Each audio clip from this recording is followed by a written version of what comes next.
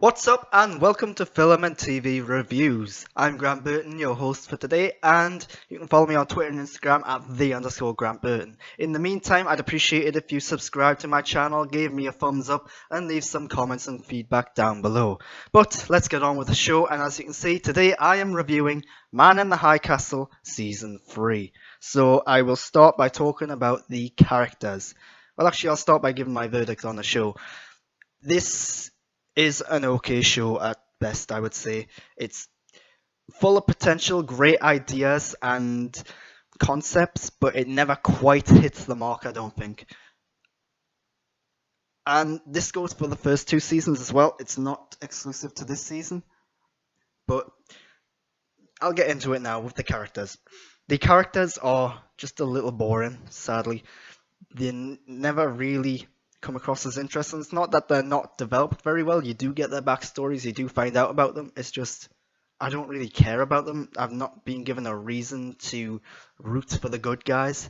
And it's weird how the bad guys, let's call them, the Nazis, particularly the character of John Smith, who, kind of spoilers, becomes the leader of the North American Nazis this season.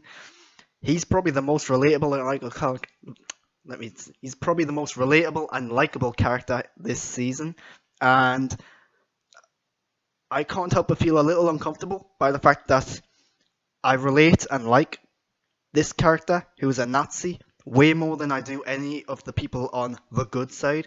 I think that's a problem that needs to be addressed in a way, because I should be rooting for the other guys, but for some reason this guy's coming across as way better as them.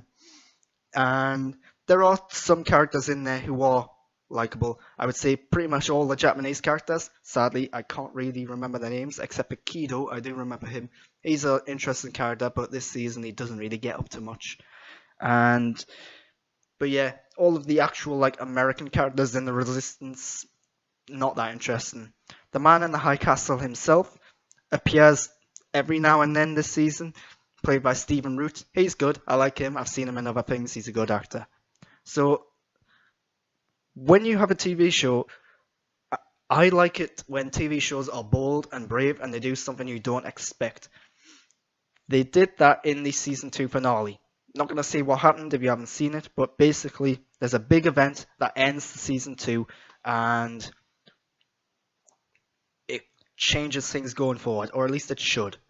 Sadly, this season has done what I think is one of the worst things a TV show can do, is that it can backpedal and change that. So, you know what, I'm just going to spoil it. They bring a character back from the dead. And it's not to say that this character was dead, they've just literally said, oh no, this character didn't actually die. And the problem with this is that the character that they killed, in my opinion, was the worst thing about the show. Didn't really add much. Their death meant quite a bit. So to bring them back, it just removes that at all. And yeah, didn't like it. It felt pointless. Everything this character does this season could have been filled in by another character as well. So it doesn't work out that well either. So let's move on to the story. The story this season moves way more into the science fiction territory. So if that's the part of Man in the High Castle you didn't like, well, you're probably not going to like this season. Because, again, I'm not going to go into too much spoilers, but I'll say that the story this season, the main thrust of the story this season is the parallel worlds. So Man in the High Castle takes place in an alternate version of the 60s where the Nazis won World War II. And we now know this is actually in a parallel world. It's not just a fictionalized version of our world. So this season, to say that they're exploring that idea and exploring what's going on in the parallel worlds and how maybe you can get there, that's what this season's all about. And it does a pretty good job of it. But it feels like this is just the starting point of that, in a way. It's been hitting at it in the past 2 seasons. Now we're finally getting it. We've got some answers. So I think the next season's going to explore what do we do with that. And you do get some of that towards the end of this season. And the biggest problem with the story this season is the same problem this show has had for the first 2 seasons, in that it's really slow. It's so slow at times that it feels like nothing's happening. And half the time it constantly feels like it's building something, and then it just goes back down to zero, and then it constantly does it again, it goes back down to zero. And there are all these moments throughout, there are some action scenes and big revelations and surprises. There's one about halfway through the season that I was really quite surprised by. I'm not going to say what it was, but the show constantly feels like it's going somewhere, but they're never quite getting there. And yeah, it feels stop and start at times as well because of that. So it's a bit annoying and frustrating to watch. But what else have we got on my notes?